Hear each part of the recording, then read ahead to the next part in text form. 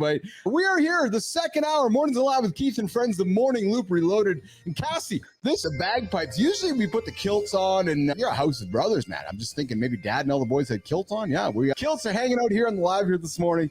And I have a segment, considering what we just came out of. Morning Loop Reloaded. I got a topic that's going to be awesome. 25 men reveal the things they truly enjoy that are considered to be unmasculine. And I'm telling you, it's going to be eye-opening. And with Cassie on stage here with us, three brothers, Johnny and Richie. Richie comes from the world of the military. Johnny comes from the world of bodybuilding and strength and wrestling. And I got to think, masculinity is everywhere. We're going to talk right now about a number of things that men reveal that apparently society might think is unmasculine. And the first one on this list, real quick, brother, hold on. I just got to jump in. That's the fucking problem right there. Is they're worried about what society thinks. So if you want to fucking do something and you enjoy it, who gives a shit? I say all the time, I'm a fucking woman trapped in a man's body. God damn it! You want to call me a bitch? Go right ahead.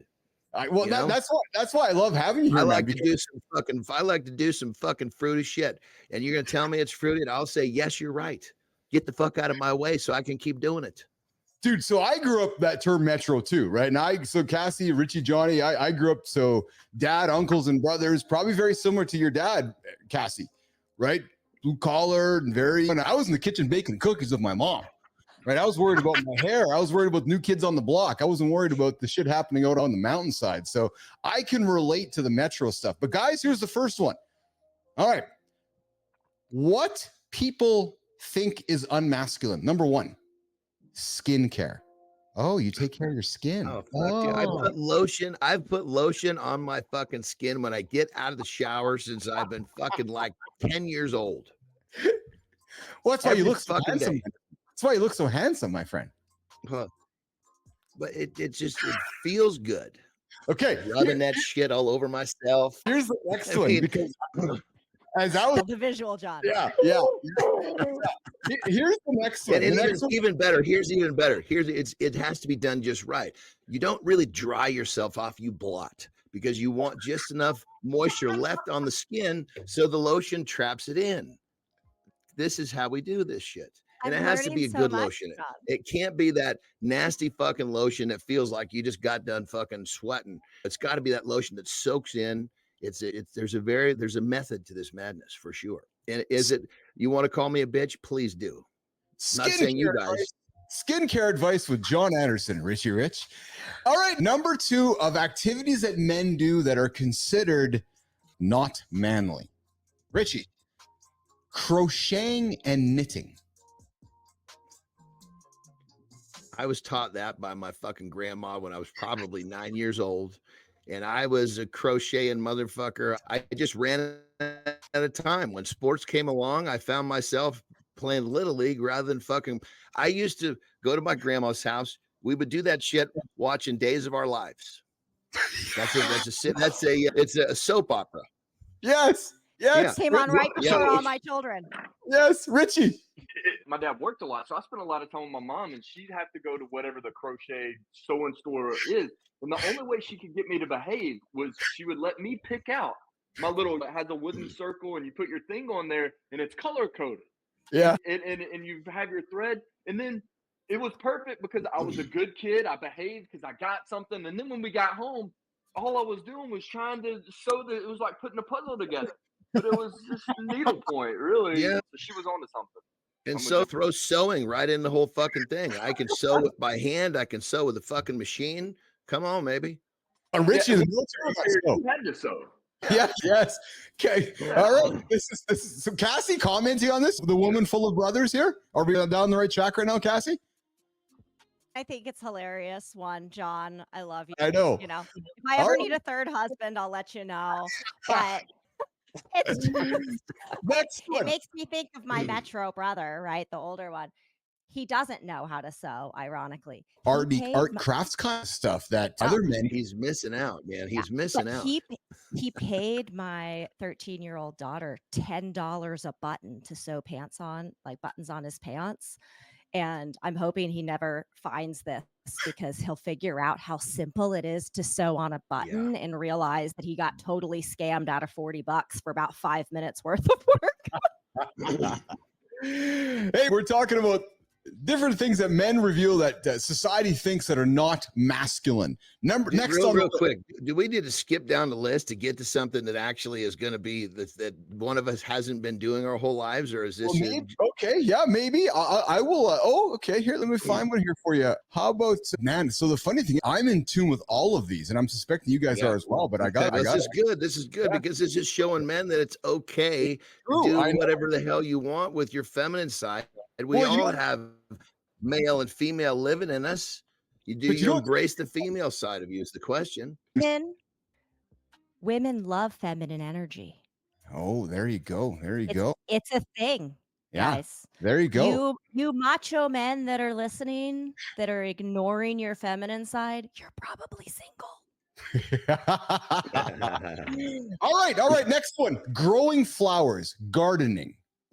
Now that seems masculine to me. I don't know if that's very soft. Like growing flowers, like Richie, looking at you, brothers. Is that something you think is okay for men to do? Growing flowers?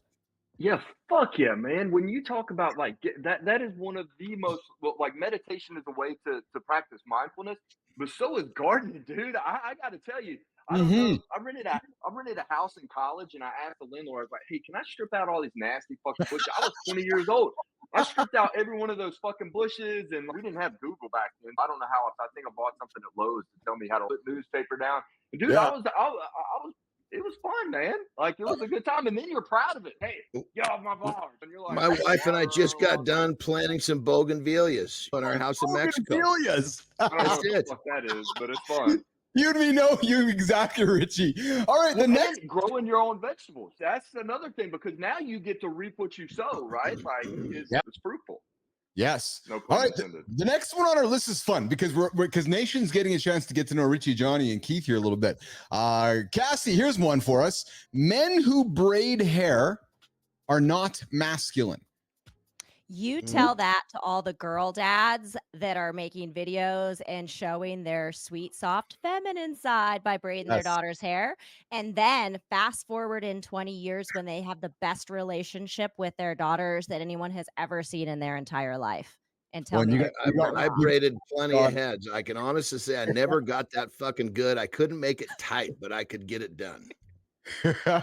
Well, I'm sure Richie might have a problem braiding hair because he's got the one arm, but I'm sure that I bet he could figure out how to do it. I was just gonna say, Johnny, I know that if somebody's gonna figure it out, it's gonna be Richie Rich Ingram who's gonna be braiding his kid's hair.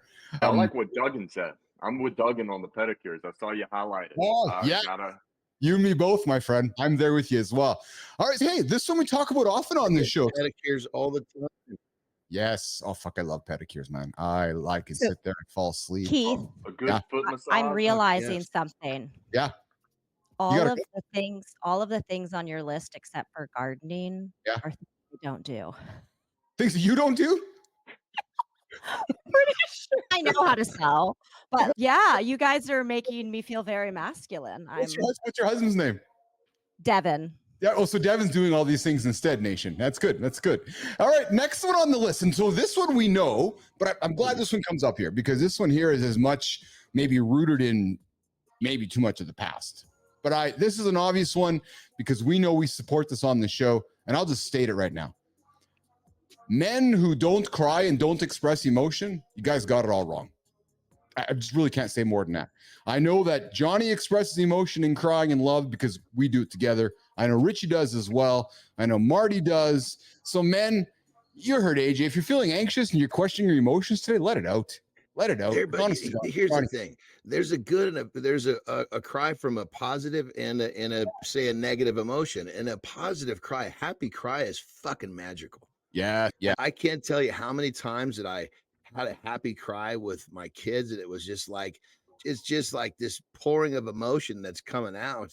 And it's but you keep in mind, you have to understand, like my kids clearly understand the difference between the two, because so many people, they think cry is bad. No, there's good and there's bad in terms of the emotion or what's it attached to. So I think that someone that doesn't understand the difference, A, and B, someone who hasn't actually experienced a happy cry is missing out. Richie. Thoughts on this, brother?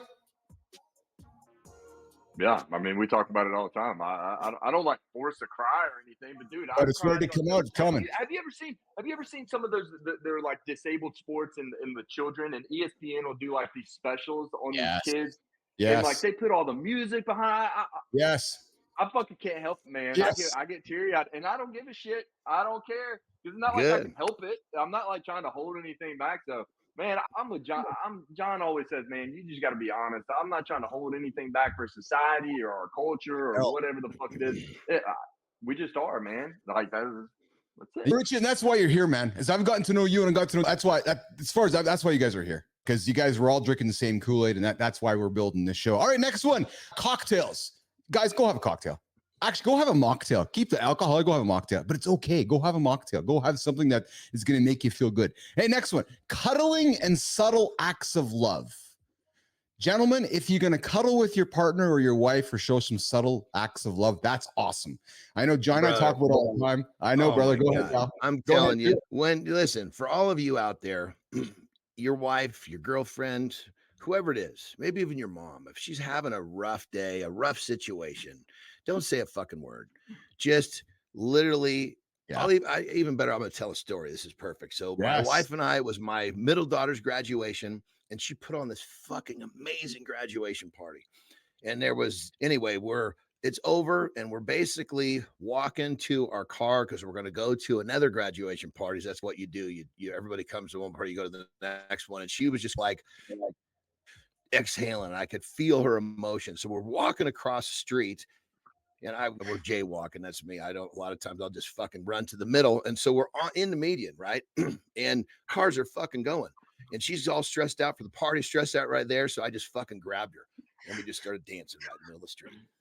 Right? Just took it all away, gave her a fucking dip right in front of all the fucking cars.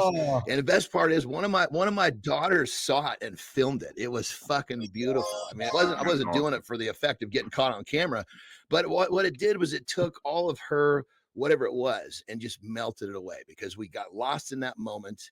And it was just this random, what's the word I'm looking for? When you do something sporadically, it's just this boom, and it just changed everything. I even make videos about this. Just give her a little dance.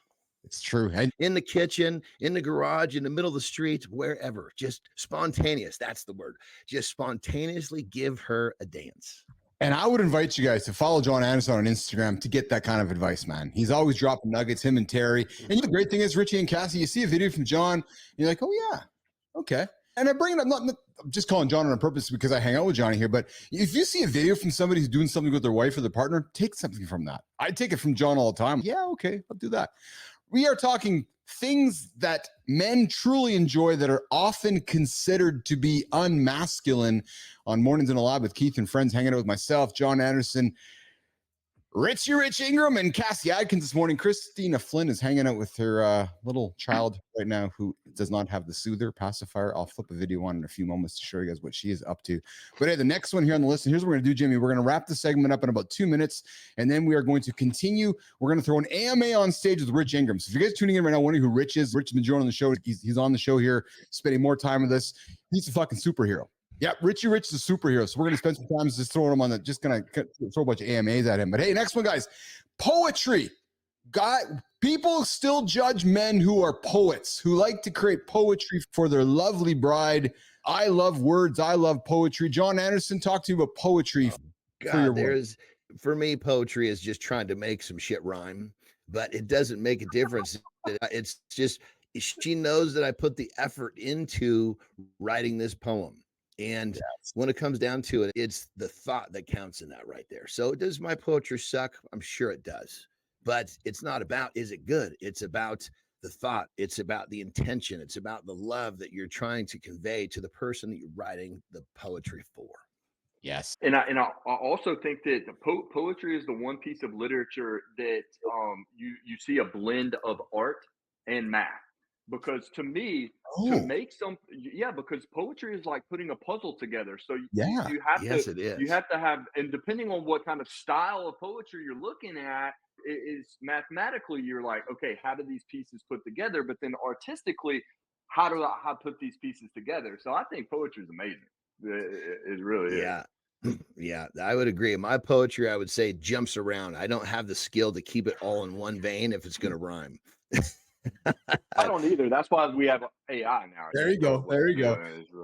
Yeah. So for the mom, for the female, for the wife on the show, Cassie, is Devin dropping poetry for you? Is that making Cassie feel pretty good when Devin gets behind the pencil or the pen? Give us your POV on poetry from wife's standpoint. As someone that's never received it, I'm sure it's got to be fantastic, right?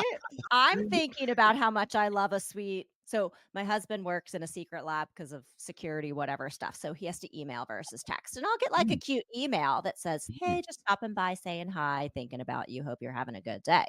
Doesn't rhyme, not poetry, still love it. So those little things go a long way, man. Absolutely. Just to know that he's thinking about you. Richie, you get out of here, brother. I see your note. Yeah. So listen, next thing, 30 seconds. Yeah, Richie's stepping in for a quick one. Okay, next one, guys, on the list here before we continue with Richie with a little bit of AMA here. But Johnny, Cassie, long, relaxing baths. Men who have long, relaxing baths apparently are judged by society as being too soft and feminine. Johnny, I got to think, brother, you love to sit back in your tub and just soak the cheeks. When my wife and I first got together, when we were where she had her own house, I had mine, she had this big tub. And when I would come back from the road, we would basically she would get it ready. She would basically have a bunch of candles in there and make a big sudsy tub. And we would just sit in there and just chill 100%. In our current house, we don't have that was a big tub, but now we're basically hot tubbers, which is a different variation. But I am so not afraid of getting in a big sudsy tub with my lady. Goodness gracious, not only relax, but a lot of other fun shit can happen in that environment. So come on, fellas. Exactly. Go jump in the tub with your partner. Cassie, is Devin a tubber? Does Devin like to go sit in a tub? Every single night of his life. Oh, there we go. Devin. I don't take baths. If it were up to me, I could have a house full of showers, but the big tub is 100% for him.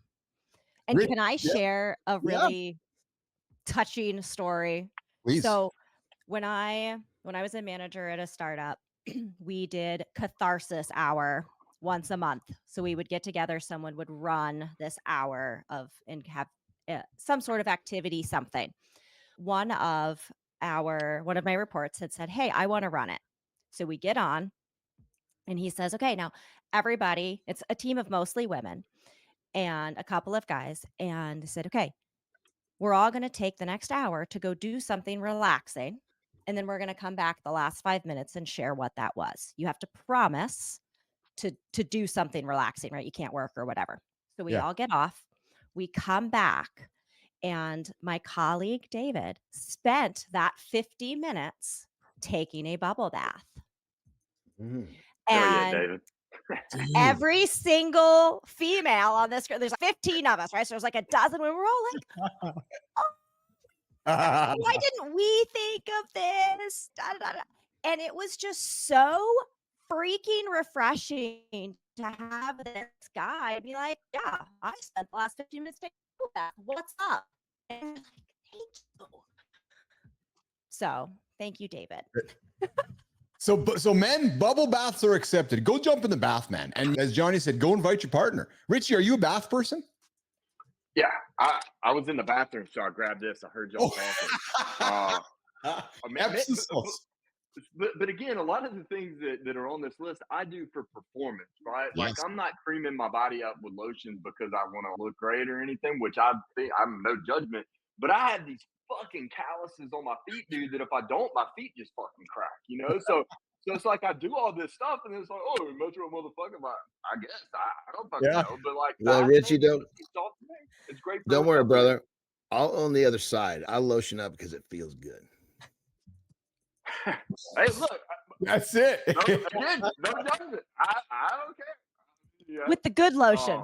Yeah. Hey, they invented lubricant. When you're not totally dry, you got to dab dry, then put these. You want the skin to still have the moisture on it, so the lotion traps the moisture inside. That's right. They did invent Lubriderm for a reason. there's a reason for Lubriderm. There absolutely is. And I'm telling you, Cassie, you've missed some of the conversations where you're we've not had. putting Lubriderm on. You're not fucking putting that shit on my body. Let me tell you what, brother. That's fucking low rent lotion right there. He's apothecary only. I can't even touch that one. I'm not gonna touch You it. shouldn't. You shouldn't. No, we could cut this up, Jimmy, with what is Uncle Keith touching when it comes to John Anderson, but Walk away, Keith. Walk away. Walk away. All right, so listen, this whole segment's gone off the rails here, and here's my goal. My goal here is we're gonna take a number of minutes here. I'm looking at yes, Jimmy, we have gone overtime in the segment. That's okay. So here's what we're gonna do. We're gonna reset up this last 5 minutes of this segment, and what I want to do is this: we're gonna put Richie on stage. We're gonna do a rapid fire. Cassie's got a question for Richie. Johnny's got a question for Richie. Billis has got a question for Richie. And then we're going to see how much time we have left before we work towards wrapping it up and go to the Creator Spotlight and Community Corner. So, Cassie Adkins. I gotta be at her roughly at 6:30, brother. So you got fairly tight with that. So then, you go first. Johnny, you start a pal. Question for Richie, brother. Hot seat. When did you cut off that amazing Rico Suave hairdo? When I was running in 110 degree heat with 80 something degree or 80 something whatever humidity in the middle of Austin, Texas, it was hurting my performance. I was doing everything I could throughout Copenhagen, fucking shave my body, whatever I needed to do to make shit happen to increase performance. That was it, man. Did you do it in the race or prior to the race? Prior to the race, because it's all about training, man. I was up above 10,000 feet for the race, but I'm growing it out again because y'all made me feel bad. But I also just missed.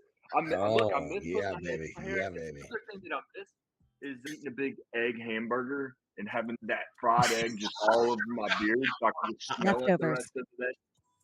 Yeah. Well, here's what we're gonna do. Once you get that hairdo back, we're gonna get a wig for me, and we're gonna Rico together one day.